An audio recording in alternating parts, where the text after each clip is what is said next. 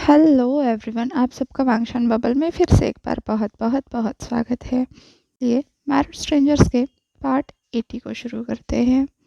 अब तक हमने देखा था जहान के सोने के बाद इबो चुपचाप एडिनबर्ग में पास ही के विलेज में चला जाता है, जहाँ पर फेस्टिवल जैसा कुछ चल रहा था। इबो वहाँ पर मार्केट तक जाता है, जहाँ पर उसे एक शॉप मिलती है। वो वहाँ बहुत सारी भीड़ इकट्ठा देखता है, तो वो भी उस भीड़ का एक हिस्सा बन जाता है।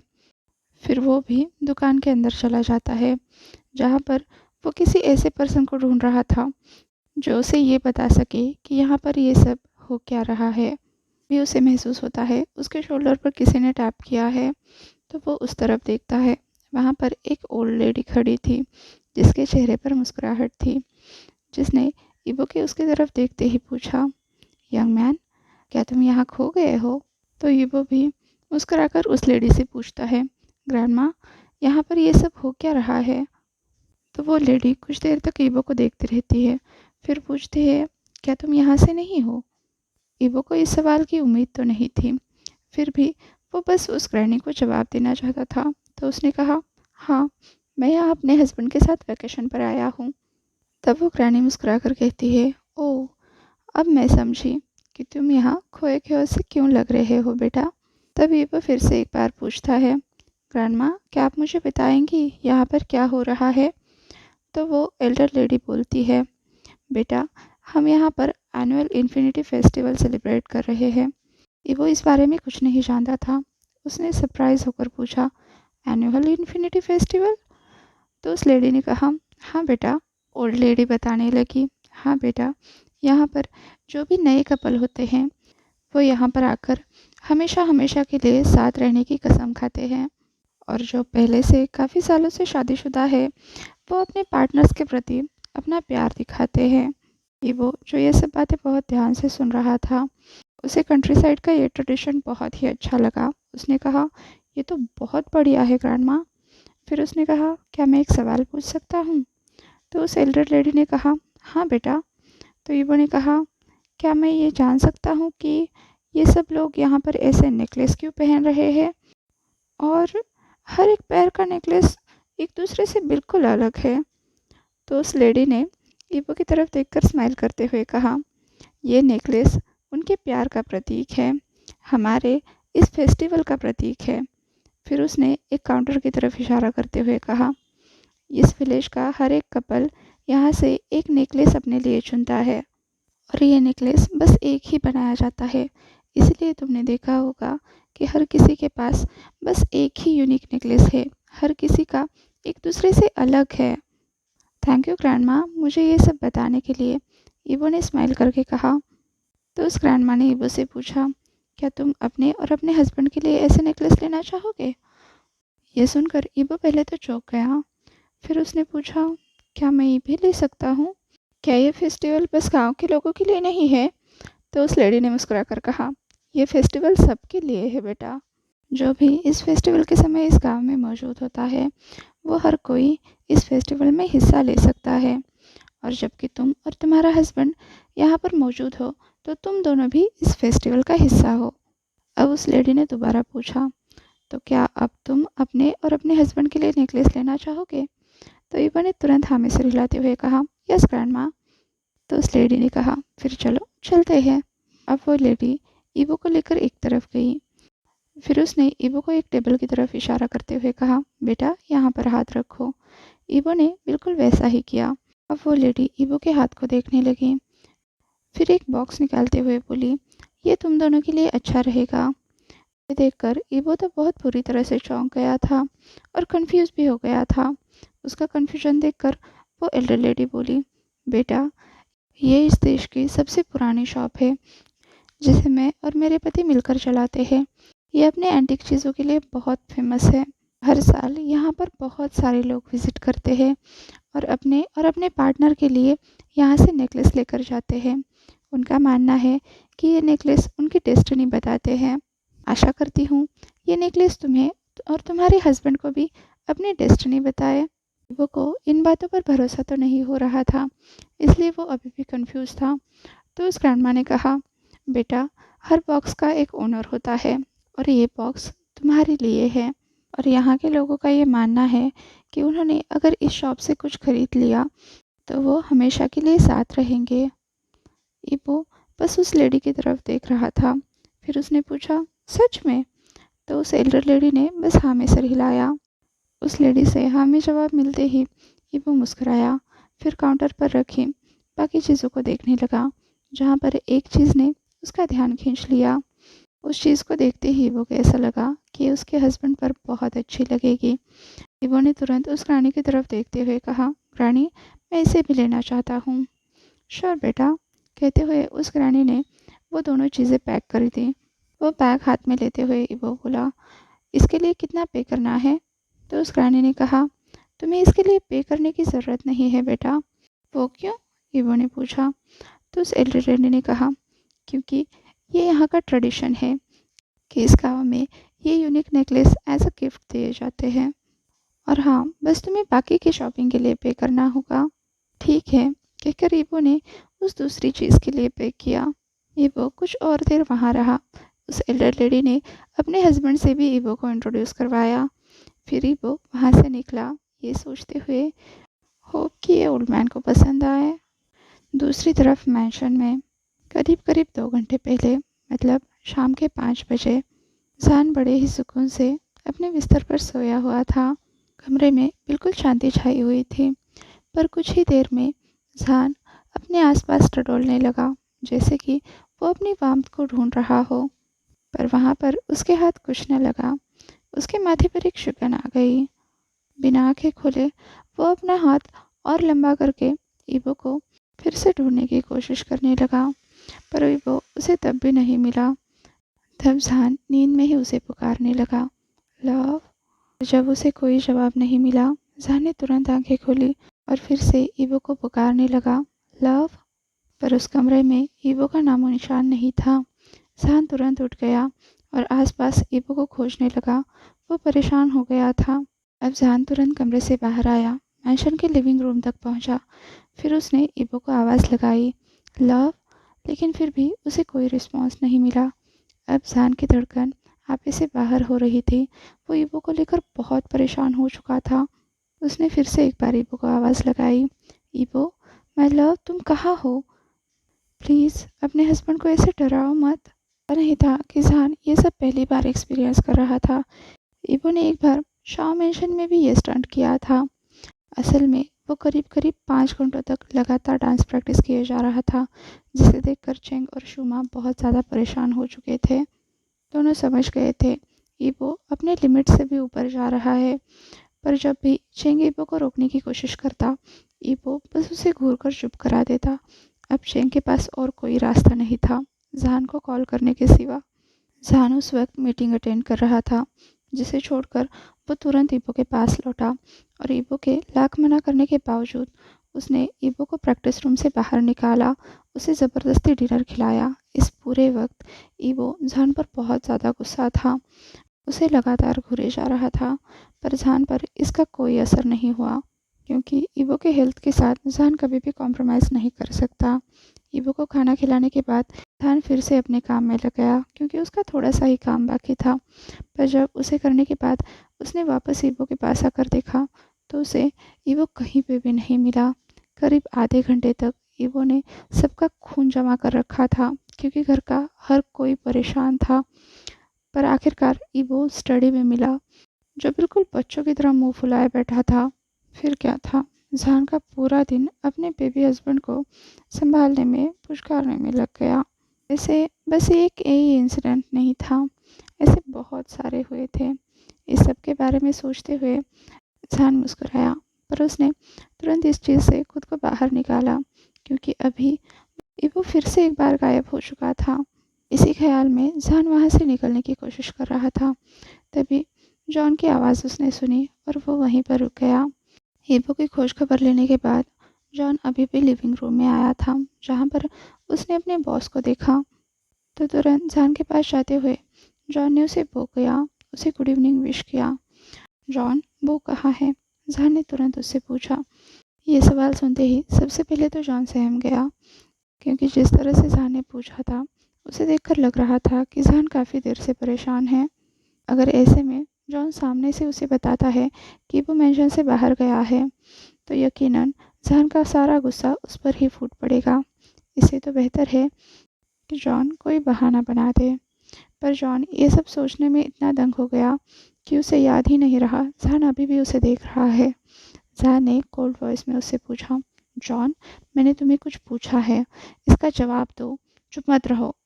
उस आवाज़ से जॉन की रूह कांप गई। उसने बिना देर किए तुरंत अपनी पॉकेट से वो पेपर निकाला और जहान के हाथ में दिया। जहान ने अपनी एक आईब्रो उठाई।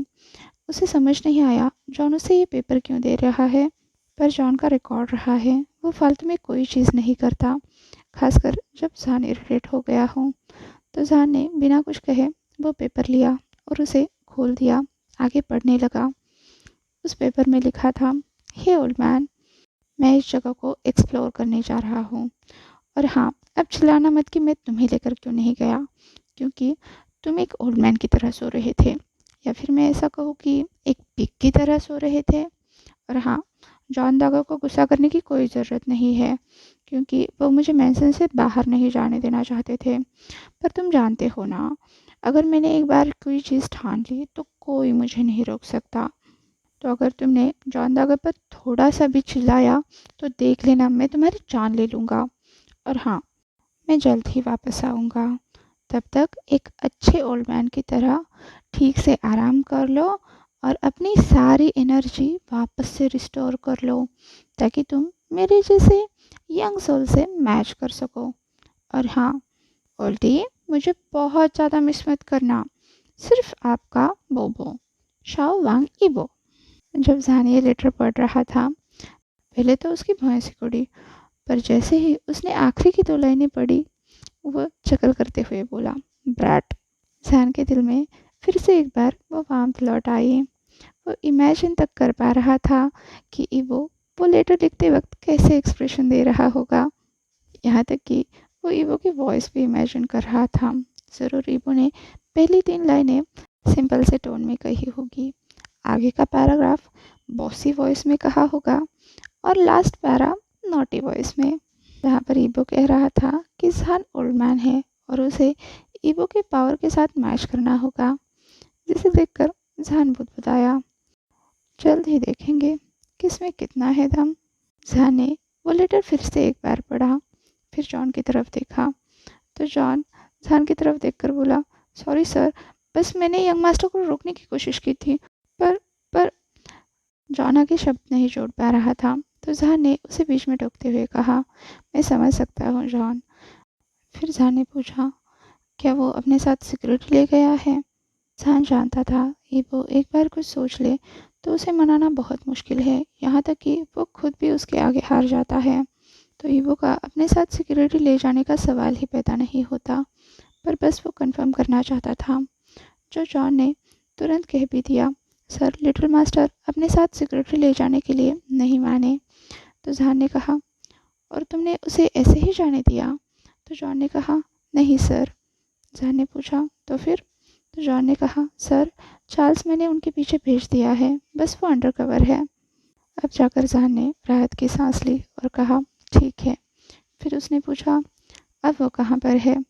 तो जॉन ने कहा, सर, चार्ल्स के मुताबिक यंग मास्टर अभी विलेज मार्केट में है और वहाँ पर एंजॉय कर रहे हैं, और मेरे पास उनके कुछ फ़ोटो भी हैं। तब जहान ने तुरंत कहा, मुझे दिखाओ।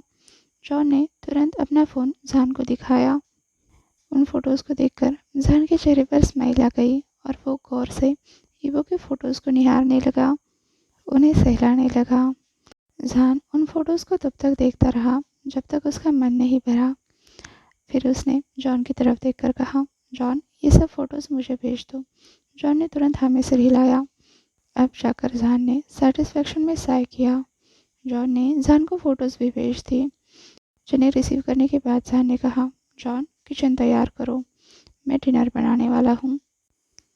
और हाँ, मेरे पास तुम्हारे लिए एक और काम है। यस सर, जॉन ने जवाब दिया। अब जहान तुरंत वहाँ से अपने रूम में वापस आ गया। सेकेंड फ्लोर पर आते ही वो सीधा वॉशरूम में चला गया, फ्रेश हो गया और करीब 10 मिनट के बाद वो किचन की तरफ वापस जा रहा था। जैसे ही जहान वहाँ पहुँचा, उसने देखा जॉन किचन में सारी चीज़ें अरेंज कर रहा है, जो भी डिनर के लिए ज़रूरी है। वहाँ पहुँचकर जहान ने पूछा, जॉन क्या सब तैयार है? तो जॉन ने तुरंत वो करते हुए कहा, यस सर। जहान ने सारी चीज़ें चेक करने के बाद कहा, बहुत अच्छे जॉन। तो जॉन ने मुस्कुराकर कहा, थैंक्स सर। अब जहान ने जॉन को ऑर्डर दिया कि वो मार्केट जाकर ईबो की पसंदीदा सनफ्लावर और रोजेस का बुके लेकर आए। आगे जहान इंग्रेडिएंट चेक करते हुए बोला, और हाँ, स्टोर रूम से फेरी लाइट्स भी निकाल लेना। यस सर, जॉन ने जवाब दिया। अब जहान के चेहरे पर वापस से मुस्कुराहट आ गई। जॉन वहाँ से निकल गया और जहान अपने काम में बिजी हो गया। 2 घंटे कैसे उड़ गए पता भी नहीं चला। शाम के 7 बजे जब एक यंग सोल चेहरे पर एक प्यारी सी मुस्कुराहट लिए विलेज मार्केट को अच्छी तरह से एक्सप्लोर करने के बाद वापस लौट रही थी, तभी उसका सामना हुआ जॉन से, जो मैंशन से बाहर जा रहा था। जॉन ने अपना सारा काम तो कर दिया था, जॉन की पूरी पूरी मदद कर दी थी। तो जैसे ही उसने ईवो को देखा, उसने ईवो को ग्रीट करते हुए गुड इवनिंग विश किया और पूछा, आपका टूर कैसा रहा सर? जब ईवो ने ये बात सुनी तो उसने मुस्कुराकर कहा, गुड इवनिंग जॉन दागे, मैंने बहुत अच्छा टाइम स्पेंड किया। वैसे क्या जानकर उठ गए हैं? यस सर, जॉन ने जवाब दिया। तो ईवो ने बस हामी सिर हिलाया और पूछा, वो कहाँ पर है? तो जॉन ने स्माइल करके कहा, सर वो डाइनिंग रूम में आपका इंतज़ार कर रहे हैं। तो ईवो ने अपनी भौहें उठाई और बताया, मेरा इंतज़ार कर रहा है? यस सर, जॉन की तरफ से दोबारा जवाब आया। अब ईवो सोच में पड़ गया, ओल्ड मैन मेरा इंतज़ार कर रहा है, पर क्यों? अब जॉन ने बस सिर हिलाकर मना करते हुए कहा, सॉरी सर, पर यह तो मुझे नहीं पता। ईवो ने फिर हमें सिर हिलाते हुए कहा, ठीक है, मैं खुद ही पता लगा लूँगा। अभी वो जैसे ही लिविंग रूम में आया, वो तुरंत डाइनिंग रूम की तरफ चलने लगा, जहाँ ने उसे पूरे घर का टूर करवाया था। तो ईवो को इतना तो पता चल चुका था कि कौन सी रूम किस तरफ है। तो ईवो कुछ ही देर में डाइनिंग रूम तक पहुँच गया, पर जैसे ही उसने दरवाज़ा खोला, उसकी आंखें बड़ी बड़ी हो गई सरप्राइज से, क्योंकि सामने गुलाब की पंखुड़ियों का रास्ता बना हुआ था। वो पूरा एरिया काफ़ी सारे लाल बलून से सजाया हुआ था। साथ ही कैंडल्स और रोजेस का मनमोहक डेकोरेशन था। ये सब कुछ सिंपल पर बहुत ही ज़्यादा रोमांटिक लग रहा था। ईवो के लिए ये बिल्कुल भी अनएक्सपेक्टेड था कि वो जहान को बिना बताए घर से चला जाएगा और उसका वेलकम इतने खूबसूरत तरीके से होगा। उसका दिल बड़े ज़ोरों से धड़कने लगा। अभी वो उस डेकोरेशन को निहारते हुए आगे की तरफ बढ़ने लगा। कुछ दूरी पर चलने के बाद उसे बलून से सजाया हुआ एक टेबल मिला। उसकी डेकोरेशन भी काफ़ी खूबसूरत थी। ईवो के चेहरे पर एक बढ़िया वाली मुस्कुराहट आ गई। उन गुब्बारों को टच करके ईवो खिलखिलाया, फिर अपने हस्बैंड को ढूंढते हुए इधर उधर देखने लगा, पर उसे अपना हस्बैंड कहीं भी नहीं दिखाई दिया। तो वो सोच में पड़ गया कि उसका ओल्ड मैन कहाँ गया। अभी वो उसे आवाज़ लगाने लगा, ओल्ड मैन, पर जान की तरफ से कोई जवाब नहीं आया। तो ईवो ने फिर से एक बार आवाज़ लगाई, सैनगो, अब भी कोई जवाब नहीं मिला। अब ईवो परेशान हो गया था। वो वहाँ से जाने ही वाला था, तभी उसने पाया कि वो दो ताकतवर बाजुओं के बीच में कैद हो चुका है। ईवो चौंक गया, पर इस फार्म से उसका बहुत पुराना रिश्ता था। ईवो तुरंत मुस्कुराया और बोला, हबी। जब जान ने ये चेक किया कि सब कुछ अपनी जगह पर सेट है, तो वो बस चेंज करने के लिए अपने रूम में चला गया था। और जैसे ही बस 5 ही मिनट बाद वो वापस लौटा, उसने ईवो को पहले से ही यहाँ मौजूद पाया, जो मुस्कुराते हुए उसके डेकोरेशन को देख रहा था। एक तरह से उसमें खो गया था कि उसे एहसास भी नहीं हुआ कि जान कब का उसके पीछे आ चुका है। और जैसे ही ईवो वहाँ से जाने वाला था, जान ने तुरंत उसे अपनी बाहों में कैद कर लिया। और जैसे ही ईवो ने उसे हबी कहकर पुकारा, जान ने बस हाँ में उसका जवाब दिया। तो ईवो मुस्कुराया और उसने आगे पूछा, क्या आप मेरे अभी एनर्जाइज्ड हो गए हैं? ये सुनते ही जान ने ईवो के नेक पर किस किया और खुद बताया, हाँ बेबी, जान के बस इतने से टच से ईबो का रोम रोम कांप उठा। जान का नाम लेते हुए वो मौन कर गया। तभी जान ने ईबो का चेहरा अपनी तरफ किया और बिना वक्त गवाए तुरंत ईबो के लिप्स लॉक कर लिए। आज के लिए बस इतना ही। आपसे कल मिलती हूँ। तब तक के लिए अपना ख्याल रखिए। वीडियो पसंद आया हो तो लाइक, शेयर और कमेंट कर दीजिए। और हाँ, अभी तक चैनल को सब्सक्राइब नहीं किया है तो सब्सक्राइब भी कर दीजिए और वांगशन बबल में खुश रहिए। Thank you.